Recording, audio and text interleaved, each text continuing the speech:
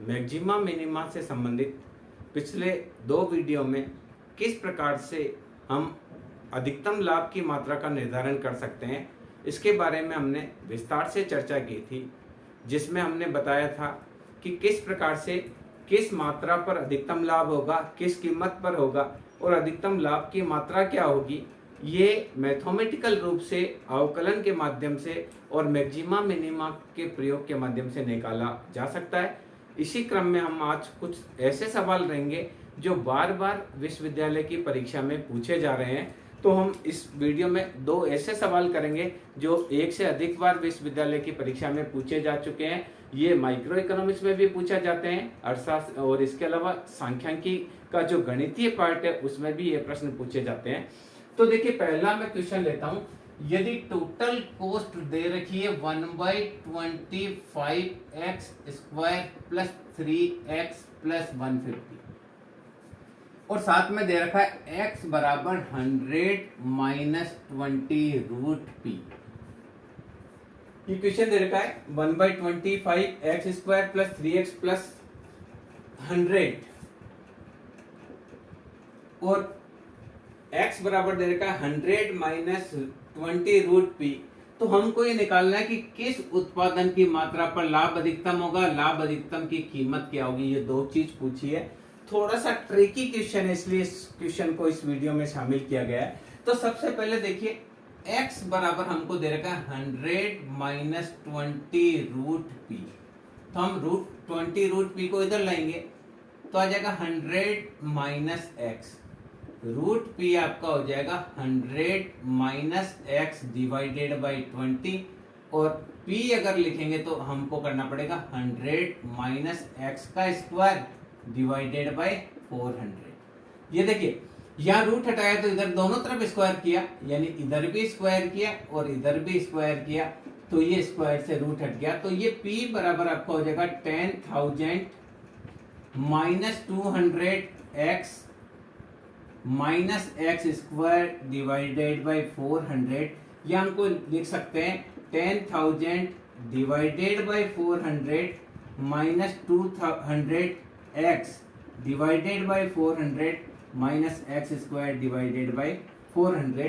तो ये लिख सकते हैं p बराबर हो गया आपका 25 माइनस 1/2x माइनस x²। ये प्लस आएगा क्योंकि देखिए a माइनस बी का होल स्क्वायर बराबर a² plus b² minus 2ab। तो ये माइनस 2ab, तो यहाँ आएगा x² डिवाइडेड बाई 400। और इसी से अपन टोटल रेवेन्यू निकाले तो होता है p गुणा x। तो टोटल रेवेन्यू हो जाएगा, p का मान हमारा आया 25 minus 1/2x plus x² divided by 400। इसमें x का मल्टीप्लाई करेंगे तो टोटल रेवेन्यू आ जाएगा 25x minus x² divided by 2 minus x plus x⁻³ divided by 4। अब देखिए, ये हमने इससे निकाल दिया टोटल रेवेन्यू। कैसे निकाला? ये यहाँ से p को इधर लेकर आए और इससे हमने निकाला, तो ये हमारा टोटल रेवेन्यू आ गया। और टोटल कॉस्ट हमको दे रखी है 1/25x² प्लस 3x प्लस 100। अब देखिए, अधिकतम लाभ की मात्रा का निर्धारण करने के लिए हम किस प्रकार से करेंगे। अधिकतम लाभ पाई बराबर होता है total revenue minus total cost. तो यहाँ आपका पाई बराबर हो जाएगा 25x minus x² by 2 plus x⁻³ divided by 400 minus 1/25x² minus 3x minus 100। तो यह पाई का मान हो जाएगा 25 में से 3 गया तो आएगा 22x minus x² by 2 minus 1/25x² और x⁻³ बाई 400। क्या किया? माइनस 100। क्या किया हमने? 25 में से 3 गया 22 आ गया, x² बाई 2 यहाँ का यहाँ लिखा, x² को बराबर में लिखने के इसको इधर लिख दिया, इसको इधर लिख दिया, ये माइनस का 100। पहला अवकलन करेंगे dy बाई dx। तो ये आ जाएगा 22 minus 2x by 2 minus 2x by 25 plus 3x² by 400। पहले अवकलन को हमको क्या करना है, शून्य के बराबर रखना है। तो यहां देखिए मैं इसको ऊपर लिख रहा हूं ताकि सुविधा रहे, आपको अच्छे से समझ में आ जाए। तो अब आपका आ गया D pi by D x, यहां से लेकर आ रहे हैं 22 माइनस 2 से 2 कटा x minus 2x by 25 plus 3x square divided by 400 is equal to 0। ये संख्या मैंने ऊपर उतार दी। अब देखिए इसके प्रथम अवकलन को आपको शून्य करना है, तो क्या हो जाएगा 22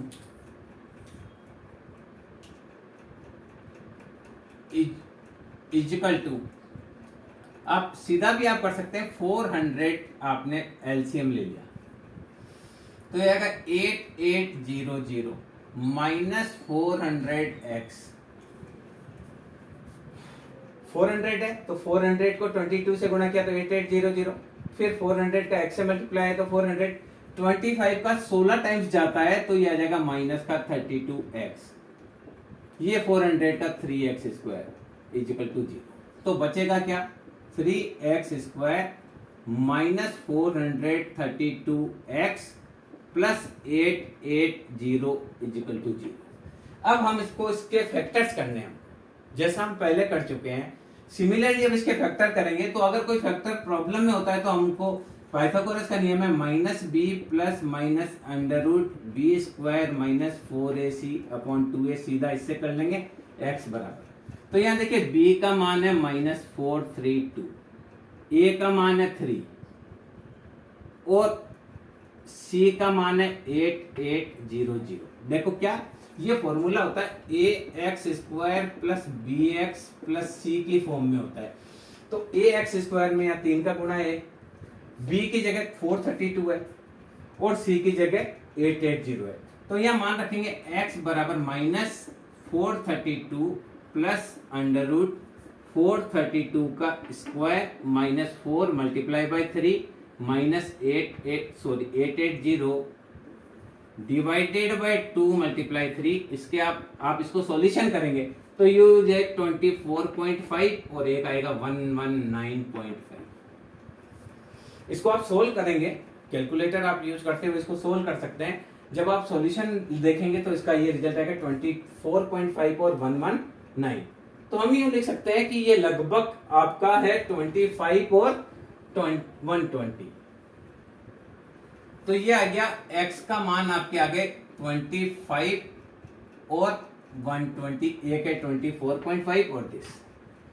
अब देखिए हमारा D pi by D x आया था 3x स्क्वायर माइनस 432।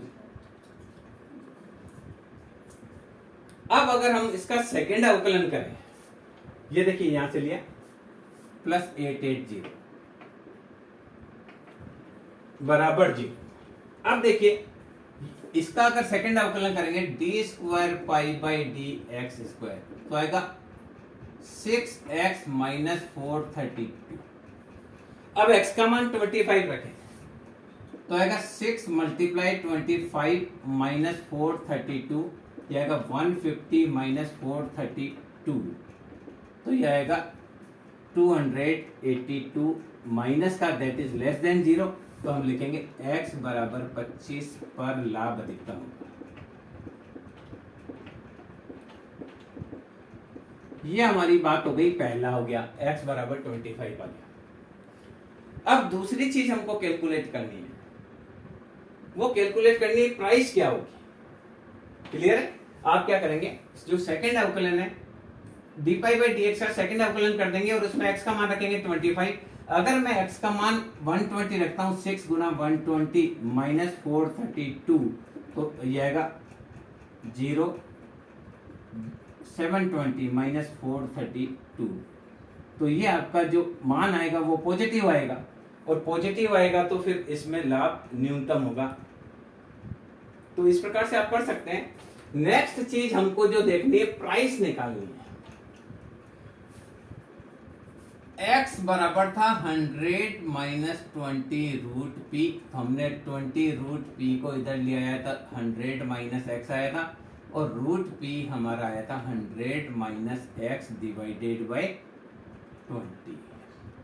तो root P 100 minus 25 divided by 20, तो रूट पी आपका हो गया यहाँ 75 डिवाइडेड बाय 20, तो रूट पी आपका हो गया 3.85, और इसका वो करेंगे, दोनों तरफ स्क्वायर करेंगे तो आएगा 14.06 के आसपास। इस प्रकार से देखिए बहुत आसानी से हम कीमत का कैलकुलेशन कर सकते हैं। तो इस प्रकार का कोई सवाल आता है तो आपको घबराना नहीं है, स्टेप बाय स्टेप अगर आप सवाल करेंगे तो आसानी से सवाल कर पाएंगे।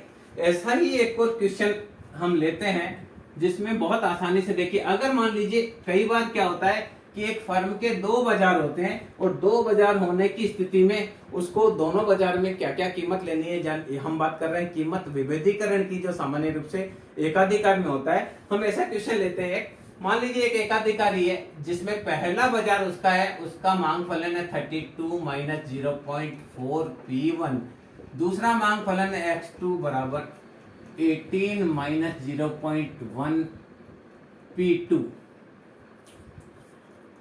और टोटल कॉस्ट इसकी दे रखी है, टोटल कॉस्ट बराबर दे रखी है 50 प्लस 4 40x।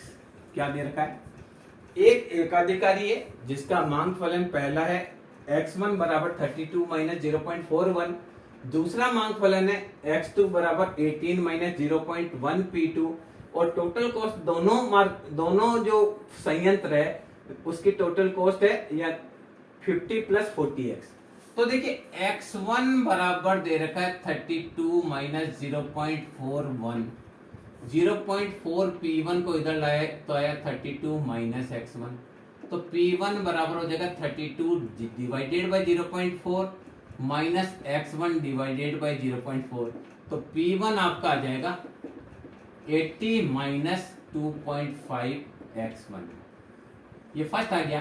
तो टोटल रेवेन्यू 1 के लिए P1 में x1 का गुणा करेंगे तो टोटल रेवेन्यू 1 आ गया आपका 80 x1 माइनस 2.5 x1 का स्क्वायर, और अगर इसका अवकलन करेंगे तो मार्जिनल रेवेन्यू आ जाएगा 80 माइनस 5 x1। ये पहली चीज की हमने डिस्कस करी। दूसरी चीज आप देखिए, x2 बराबर दे रखा है 18 माइनस 0.1 P1, मैं 0.1 P1 को इधर लाता हूं तो आएगा 18 माइनस x, सॉरी ये 2 है, तो P2 बराबर हो जाएगा 18 divided by 0.1 minus x2 divided by 0.1, तो P2 हो जाएगा 180 माइनस 10x2। टोटल रेवेन्यू 2 निकालना है तो P2 में x2 का गुणा करना पड़ेगा, तो टोटल रेवेन्यू 2 हो जाएगा 180 x2 माइनस 10 x2 का स्क्वायर, और इसका मार्जिनल रेवेन्यू निकालना है तो अवकलन करना पड़ेगा तो आएगा 20 x2। ये दूसरी चीज आ गई। तीसरा आप देखिए, टोटल कॉस्ट दे रखा है 50 प्लस 40x, तो मार्जिनल कॉस्ट निकालेंगे तो आएगा 40। तो यहां देखिए MR1 ये आ गया, MR2 ये आ गया और MC आ गया। अब संतुलन की स्थिति में क्या करना है? संतुलन की स्थिति में आपको MR1 बराबर MR2 बराबर MC करना है। संतुलन में MR1 बराबर होगा MR2 बराबर होगा मार्जिनल कॉस्ट के, तो MR1 लिख देता हूं 80 माइनस 5x1 बराबर 180 माइनस 20x2 बराबर है 40। ये देखिए हमने क्या किया, MR1 का मान रख दिया, दूसरे में MR2 का मान रख दिया, और फिर हमने क्या किया, मार्जिनल कॉस्ट को भी रख दिया।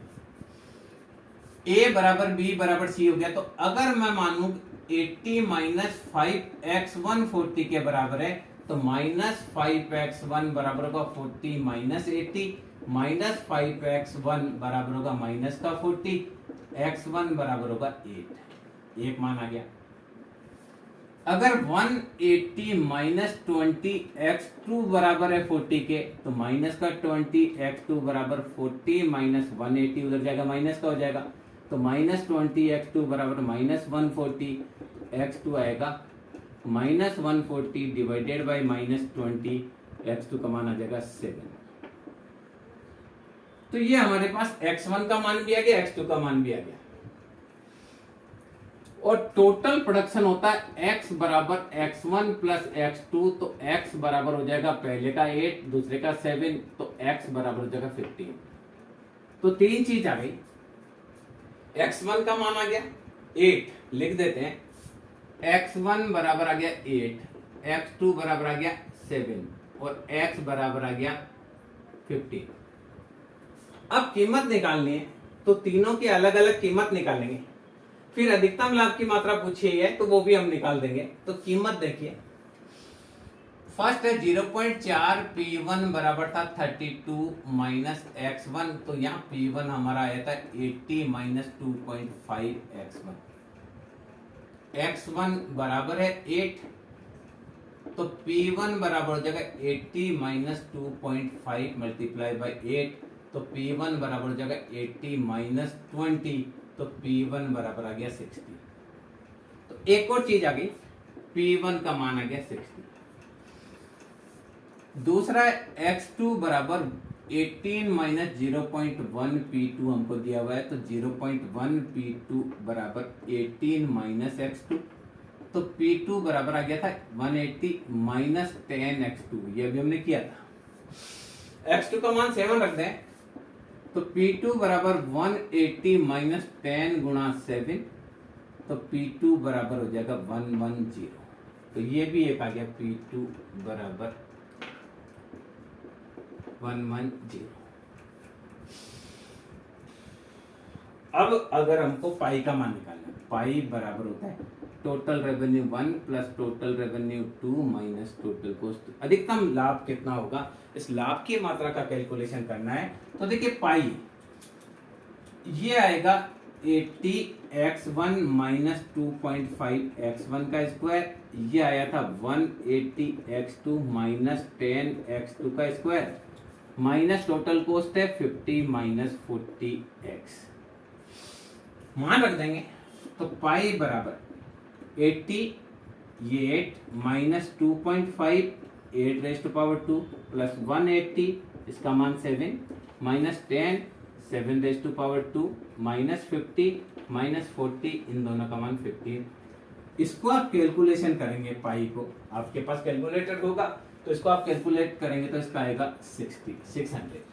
तो इस प्रकार से यदि दो बाजार दिए हुए हों जिसमें दोनों की मांग फलन अलग अलग दिए हुए हों, तो ऐसी स्थिति में भी हम अधिकतम लाभ की मात्रा पहले जो मार्केट है उसमें कितना होगा, पहले मार्केट में 8 सेल करेगा, दूसरे में 7 करेगा, पहले मार्केट में वह 60 रुपए लेगा, दूसरे में वह 110 रुपीज लेगा, टोटल प्रोडक्शन 15 का करेगा और उसको टोटल प्रॉफिट होने वाला है वो 600 का होने वाला है।